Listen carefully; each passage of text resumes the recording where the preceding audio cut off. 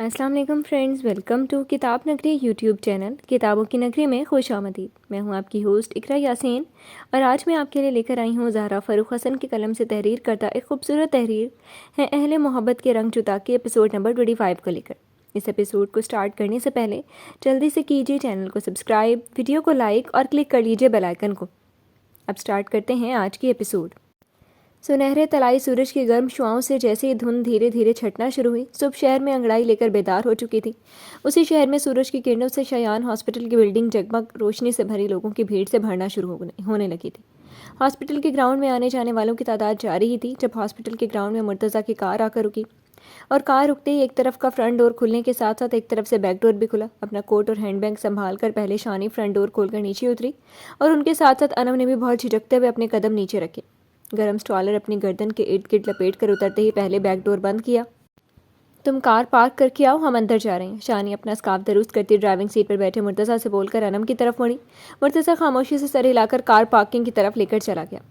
अनम ने अपने गर्म लॉन्ग स्वेटर को बराबर करते हुए ज़रा सा सर ऊंचा किया। पहले आसपास फिर हॉस्पिटल के अंदर जाने वाले शीशे के ऑटोमेटिक डोर की तरफ देखा। एकदम से उसके चेहरे पर बीते लम्हों ने कर्ब के साथ साथ एक तरह की शर्मिंदगी और झिझक के रंग भी भर दिए। ये शर्मिंदगी इस एहसास की थी कि यहाँ काम करने वाले क्या नहीं जानते होंगे कि वो इस हॉस्पिटल में किस तरह की मरीज़ बनकर आई थी, कैसा हादसा उसके साथ पेश आया था। इन बातों को सोचते ही उसका दिल बुरी तरह से घबराने लगा। हाथों पैरों में लर्जिश सी उतर आई, सभी पेशानी अर्कालूद हो गई। ये नावल आप किताब नगरी यूट्यूब पर देख रहे हैं।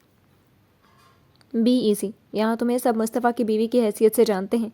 मुस्तफ़ा की बीवी हो तुम, ये सोचकर अपनी सारी बुरी सोचों को झटक दो अनु। शानी जो उसे बगौर देख रही थी उसके चेहरे के बदलते रंग से वाकिफ थी। उन्होंने बढ़कर अनम का भीगा हुआ हाथ थाम लिया और एक हाथ बढ़ाकर उसका गाल भी थपका।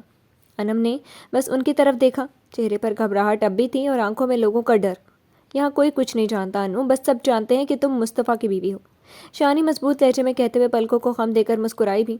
अनम के दिल को एकदम से ढारस मिली थी। हाँ, वो भला कुछ नहीं, लेकिन जिसके साथ उसका ताल्लुक जुड़ गया था उस हस्ती से जुड़ते ही वो मोतबर हो चुकी थी। पहली बार अनम ने अपने दिल में इस रिश्ते के एहसास से सुकून से उतरता महसूस किया था। सर उठाकर अतराफ में देखा, फिर शानी को और इस बार एतमाद से मुस्कुराती। ऐसे ही रहना अनु, अब कोई गर्म हवा तुम्हें छू भी नहीं सकती। बस मुस्तफ़ा पर दिल से यकीन कर लो। शानी ने उसका हाथ थाम कर बहुत आहिस्ता आवाज़ में अनम से बोली। वो क्या कहना चाहती थी अनम ने समझ कर बस सर झुका लिया। आओ अंदर चलें।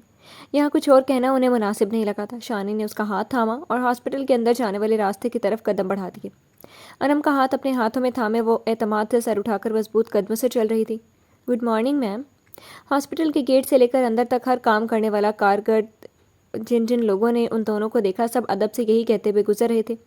किसी की भी तो आंखों में उसे देखकर ना हैरत उभरी ना हकारत, बल्कि सबकी आंखें इज्जत और एहतराम ही देती महसूस हो रही थी, क्योंकि आंखों में तो रश्क भी छलका था और ये रश्क सिर्फ मुस्तफ़ा की बीवी होने की वजह से उसके हिस्से में आ चुका था। अनम का एतमाद धीरे धीरे बहाल होने लगा। वो अब शानी के साथ चारों तरफ पुरशोक निगाहों से देखती उनके कदमों के साथ कदम मिला रही थी। यहाँ तब आई जब वो जहनी तौर पर बहुत डिस्टर्ब थी और उसे उस वक्त कुछ होश नहीं था कि हॉस्पिटल कैसा है, यहाँ के लोग कैसे हैं, एतमाद क्या मिला। अब वो दिलचस्पी से चारों तरफ देख रही थी। इससे पहले हॉस्पिटल आने का कभी मौका नहीं मिला था। वो अपने में मस्त तो मगन रहने वाली लड़की थी। खाया पिया, स्टडी और कंप्यूटर। खर्च से ज़्यादा खाला के घर पाई जाती। वहाँ खाला से लाड प्यार, खालू जैसे जिसे वो भी बचपन से पापा कहती थी, उनसे मोहब्बत वसूलना, दुआ के साथ बकबक और मुर्तज़ा के साथ लड़ाई। अक्सर उस लड़ाई में वासिक भी शामिल होता। मुस्तफ़ा से कम ही सामना होता, लेकिन वो उसे अपना हीरो मानने के बावजूद भी उससे डरती थी। इसी डर के सबब था कभी सोचा भी नहीं था कि उसकी बीवी बन जाएगी। बस यही था कि उसकी ज़िंदगी में फिर एक तूफ़ान उठा और मस्त व मगन सी अनम को उसने कहाँ लाकर खड़ा कर दिया। ये मुस्तफ़ा का कैबिन। शानी की नरम आवाज़ पर अनम अपनी सोचों से निकल आई। जाने कब वो शानी के साथ मुस्तफ़ा के कैबिन तक आ गई थी। उसने चारों तरफ निगाह दौड़ाई और आंखों में तहय्युर भी सिमट आया। वाइट और ब्लू थीम के 2 शेड से सजा ये ऑफिस अपनी नफासत की बिना पर पता दे रहा था कि ये किसका कैबिन है। शानी ना भी बताती तो वो बता देती कि कभी उसने बातों ही बातों में दुआ से कहा था कि मुस्तफ़ा को अपने डॉक्टर कैबिन कैसा रखना चाहिए। आज वैसा ही ऑफिस उसकी निगाहों के सामने था। वो वाकई इंसान नहीं जिन था और न जाने क्या क्या वो उसके बारे में जानता होगा। अनम ने सोच कर ही झुरझुरी ली। अच्छा है ना, सब तुम्हारी पसंद का। मुस्तफ़ा ने इसे सजाने में तुम्हारी पसंद का ख़ास ख्याल रखा था। शानी उसके चेहरे को बगौर देखते मुस्कुराई। अनम एक बार फिर चौंक गई। आपको कैसे मालूम हुआ? काली आंखों में बच्चों जैसी मासूमियत। शानी को उस पर ढेरों प्यार आया। उसके दोनों हाथ थाम कर वो उसके मुकाबिल में खड़ी हुई। एक से कद, एक से रंगत, एक से ही नक्श। वो शक्ल सूरत के साथ अपना नसीब भी शानी जैसा लिखवा आई थी। بولے خالہ، آپ کو کیسے معلوم؟ دعا نے بتایا تھا؟ انم کے شوق سے پوچھنے پر انہوں نے مسکراہٹ دباتے ہوئے نفی میں سر ہلایا۔ انم الجھی، از مائی بیسٹ فرینڈ، وہ مجھ سے باتیں شیئر کرتا ہے۔ ان کی مسکراہٹ، آنکھوں میں چھلکتی روشنی، انم کو سمجھتے دیر نہیں لگی وہ کس کی بات کر رہی تھی۔ چہرے کے رنگ کے بدلنے کے ساتھ ہی پلکیں بھی جھکی۔ انو، میرے بیسٹ فرینڈ کو اب اپنا بیسٹ فرینڈ بنانے کی تمہاری باری ہے۔ انہوں نے اس کی ٹھوڑی اپنی شہادت والی انگلی سے چھوئی۔ انم نے بس انہیں ایک نگاہ دیکھا اور پھر سے پلکوں کی بے حد کالی جھالر گالوں پر گر گئی۔ کیوں، اسے دوست نہیں بناؤ گی؟ اس کی خاموشی پر شانی نے سنجیدگی سے پوچھا۔ وہ اس سے اب کھل کر اس موضوع پر بات چیت کرنا چاہتی تھی، ایک دوست کی طرح ہمراز بن کر وہ انم کے ڈر کو دور کر دینا چاہتی تھی۔ مجھے مصطفیٰ سے ڈر لگتا ہے، انم نے آہستہ سے کہہ کر اپنا ہاتھ ان کے ہاتھ سے چھڑا کر آپس میں ملا کر مسئلہ تھا۔ اس کی بے چینی، گھبراہٹ، بے اعتباری سب تو چہرے سے ظاہر ہو رہی تھی۔ اتنے ہینڈسم انسان سے کون ڈرتا ہے بھائی؟ شانی نے پھر سے اس کا ایک ہاتھ دوسرے ہاتھ سے چھڑا کر اپنے ہاتھوں میں لے لیا اور ہلکے پھلکے انداز میں شوخی سے بولی۔ خالہ، انم نے خفگی سے دیکھا اور شانی اس بار ہلکے سے ہنس دی، پھر اس کا ہاتھ تھام کر اسے ساتھ لے کر ایک طرف رکھے کاؤچ کے پاس آ کر خود بیٹھی اور انم کو بھی اپنے پاس بٹھا لیا۔ مجھے اپنی دوست بناؤ گی؟ انو، اپنے دوسرے ہاتھ کی ہتھیلی اس کے آگے پھیلا کر ان کی آواز بہت دوستانہ تھی۔ انم نے ان کا مہربان چہرہ دیکھا۔ یہ ناول آپ کتاب نگری یوٹیوب پر دیکھ رہے ہیں۔ میں تمہاری بہت اچھی دوست بن سکتی ہوں، ایسی دوست جس سے تم اپنے سارے ڈر، سارے خدشات کہہ سکتی ہوں، اور اس اطمینان کے ساتھ کہ یہ باتیں صرف ہم دونوں کے درمیان رہیں گی۔ تو کرو گی مجھ سے دوستی؟ انم کو ایک ایسے ہی دوست کی ضرورت تھی جس سے وہ سب شیئر کر سکے، جو وہ کسی سے نہیں کہہ سکتی تھی۔ شانی ہی وہ شخصیت تھی جو نہ صرف اسے سن سکتی تھی بلکہ وہ ان پر اعتماد بھی کر سکتی تھی۔ انم نے مسکرا کر ان کی پھیلی پھیلی ہتھیلی پر اپنی ہتھیلی رکھ دی۔ گڈ، اب ہم خالہ بھانجی کے ساتھ ساتھ فرینڈس بھی ہیں، تو میری فرینڈ مجھ سے اپنے سارے خدشات شیئر کرے گی، ہے نا؟ شانی اس کے ہاتھ پر اپنی انگلیوں کو کس کر انم کے ہاتھ کو اپنے ہاتھ میں قید کرتے ہوئے دوستوں کی طرح مسکرا کر دیکھ رہی تھی۔ جی، وہ بھی مسکرا دی۔ تمہیں معلوم ہے انو، انم کے ہاتھ کو پیار سے تھپکتے ہوئے وہ کھوئی کھوئی سی بولی۔ انم نے ان کا خوبصورت چہرہ دیکھا۔ سب کہتے تھے وہ ان کی طرح ہی ہے، مگر اسے لگتا تھا وہ اس سے زیادہ پیاری ہے، کیونکہ ان کا چہرہ وجدان صاحب کی محبت کے نور سے چمکتا اور بھی حسین لگتا تھا۔ وہ لگاتار ان کے چہرے کو دیکھنے لگی۔ شانی نے اس کا ہاتھ چھوڑا اور کاؤچ سے ٹیک لگا کر آہستہ آواز میں کہنا شروع کیا۔ آج جہاں تم کھڑی ہو، جہاں تم اس وقت ہو انو، وہاں ایک وقت شایان بھی تھی۔ ایسی ہی مایوسی اور بے اعتباری، ویسی جھجک، یہی فکر کہ وہ اس شخص کے قابل نہیں۔ وہ بھی قاضی سے بہت ڈرتی تھی، اس سے بھاگتی تھی، یہاں تک کہ اس پر اعتبار بھی نہیں کرتی تھی۔ سامنے سفید رنگ کی دیوار پر لگی پینٹنگ کی طرف دیکھتے ہوئے وہ کہیں اور ہی کھوئی ہوئی تھی۔ قاضی سے زیادہ خطرناک ہے مصطفیٰ۔ آپ کو معلوم ہے انہوں نے مجھے پانی میں ڈبو کر مار دینا چاہا تھا۔ ایک دم سے انم کے بچوں کی جیسی شکایت پر شایان نے چونک کر اس کا چہرہ دیکھا اور پھر وہ مسکرا دی۔ اپنے بیسٹ فرینڈ کے کارنامے پر آپ مسکرا رہی ہیں؟ وہ روٹھی اور ان کی مسکراہٹ اور گہری ہو گئی۔ شایان کی نس کاٹ دی تھی قاضی نے جب اس نے خودکشی کی کوشش کی تھی۔ اب بتاؤ، میں شکایت کروں آپ کی فیوریٹ قاضی کی؟ انم کی گال پیار سے نوچتے ہوئے انہوں نے جھوٹی ناراضگی دکھائی۔ لیکن وہ شایان سے شروع سے محبت بھی تو کرتے تھے، بہت محبت سے کاٹی ہوگی۔ اللہ اللہ، غازی کی فین! شانی نے خفگی سے گھورا۔ انم نے زبردستی مسکراہٹ میں ہونٹ پھیلائے۔ غازی کی برائی ہو یہ کہاں برداشت ان کے چاہنے والوں کو۔ انہوں نے گہری سانس بھری۔ وہ بھی تم سے شروع سے محبت کرتا آ رہا ہے۔ انہوں نے اس بار سنجیدگی سے انم کو دیکھا۔ اب ان کی سائڈ لے رہی ہیں؟ وہ پتھر ہے، وہ محبت کر ہی نہیں سکتے۔ انم کسی صورت میں ماننے کو تیار نہیں تھی، شانی منوانا بھی نہیں چاہتی تھی۔ یہ مصطفیٰ اپنے ہی ڈھنگ سے یقین دلوا سکتا ہے۔ پتھر کو تم پگھلا دو۔ انم کی طرف دیکھتے ہوئے وہ مسکرائی۔ بدلے میں موم بن گئی تو؟ اس کی زبان سے فوراً پھسلا۔ انو، شوہر کے لیے سخت رہنا بھی نہیں چاہیے۔ میاں بیوی پتھر ہی بنے رہیں تو ان کے ٹکرانے سے چنگاریاں نکلیں گی اور ایک دن یہ مضبوط رشتے کا دھاگا آگ پکڑ لے گا اور پھر سب خاک ہو جاتا ہے۔ موم بن گئی تو وہ بھی پتھر نہیں رہے گا۔ سنجیدگی سے بولتے ہوئے انہوں نے پیار سے اس کا ہاتھ تھام لیا۔ مجھے اعتبار نہیں آتا خالہ، میں ڈرتی ہوں ان لمحوں سے جب مصطفیٰ کے دل میں خیال آئے گا کہ میری بیوی خالص نہیں۔ آنکھیں جھک گئیں اور چہرے پر پھر سے وہی اداسی کے رنگ چھا گئے جس نے انم کے وجود اب تک اپنے گھیرے میں لیا ہوا تھا۔ تمہیں لگتا ہے مصطفیٰ ایسا مرد ہے؟ ان کے اس سوال پر وہ کچھ بول ہی نہیں پائی۔ بولنے کے لیے الفاظ تھے ہی نہیں۔ کبھی اپنے اس خیال کا اظہار مصطفیٰ سے مت کرنا، ورنہ تم جانتی ہو غازی سے 10 قدم آگے ہے وہ۔ شانی نے اس کی ٹھوڑی چھو کر اسے ہنسانے کے لیے مزاحیہ انداز میں کہا۔ اسی لیے تو ان سے ڈرتی ہوں، ہر وقت ڈرائے رکھتے ہیں مجھے۔ انم نے بھی شکایت کرنی ضروری سمجھی۔ شانی نے کچھ کہنا چاہ کے کیبن کا ڈور کھول کر اندر آتے مرتضیٰ کو دیکھ کر چپ ہو گئی۔ بہرحال مصطفیٰ کوئی بھوت نہیں جو تم ڈرو۔ آرام سے یہاں اس کے ساتھ جو مرضی ہو کام کرنا۔ وہ مرتضیٰ کو دیکھتے ہوئے انم سے بول کر کاؤچ سے اٹھ گئی۔ بھابھی جی کو سمجھانے کی بجائے ان کے سیاں جی کو سمجھایا نا ماما، وہ ذرا کم غصہ کیا کریں، آواز میں بمباری کی جگہ حلاوت پیدا کریں تاکہ بیوی کا ڈر تو کم ہو جائے۔ انم کے چہرے کو دیکھتے ہوئے مرتضیٰ نے شوخی دکھائی۔ انم مسکرا کر اٹھ کھڑی ہوئی۔ وہ بلا وجہ غصہ نہیں ہوتا، اور تم ذرا کم بولا کرو۔ شانی نے اپنا موبائل نکالتے ہوئے مرتضیٰ کو دیکھا اور پھر تیزی سے موبائل آن کر کے انہوں نے ایک پیغام لکھ کر مصطفیٰ کے موبائل پر سینڈ کر دیا۔ ان کے غصہ کرنے کی کوئی وجہ ہوتی ہی نہیں، آلریڈی غصہ ہر وقت ناک پر رکھا رہتا ہے بادشاہ صاحب کی۔ مرتضیٰ ہنستا ہوا کاؤچ کے پاس کھڑی انم تک آیا۔ یہاں آئے ملکہ صاحبہ، مرتضیٰ نے شوخی سے کہتے ہوئے اس کا ہاتھ تھام لیا۔ شانی کو بڑی خوشی سے محسوس ہوئی یہ دیکھ کر کہ انم نے اس کا ہاتھ پکڑنے پر کوئی شدید رد عمل نہیں دیا، بلکہ وہ اسے ویسے ہی دیکھ رہی تھی جیسے وہ دونوں بچپن میں رہتے تھے۔ اپنے موبائل پر مصطفیٰ کا بھیجا ہوا پیغام پڑھتے ہوئے انہوں نے ادھر بھی دیکھا۔ مرتضیٰ انم کو لے جا کر مصطفیٰ کی کرسی پر بٹھا چکا تھا۔ لیکن میں یہاں کروں گی کیا؟ مرتضیٰ کے زبردستی اسے مصطفیٰ کی چیئر پر بٹھانے پر انم پریشان سی ہوئی۔ کچھ نہیں، مالکن کی طرح بیٹھنا اور اپنے میاں کی رکھوالی کرنا۔ یہاں اچھی خاصی لڑکیاں بیمار بن کر صرف بھیا سے علاج کروانے آتی ہیں، ایک آدھ نے تو ڈاکٹری بھی جوائن کر لی ہے۔ پیچھے سے اس کی چیئر کی پشت پر دونوں کوہنیاں ٹکائے وہ انم کو شرارت سے دیکھ رہا تھا۔ انم نے سر گھما کر اسے دیکھا۔ مرتضیٰ، کتنی بک بک کرنے لگے ہو تم؟ شانی نے جھوٹی خفگی سے اسے دیکھا جو بے سر و پیر کی اڑا رہا تھا۔ بک بک نہیں کر رہا، اسے تیار کر رہا ہوں ہونے والی جنگ کے لیے۔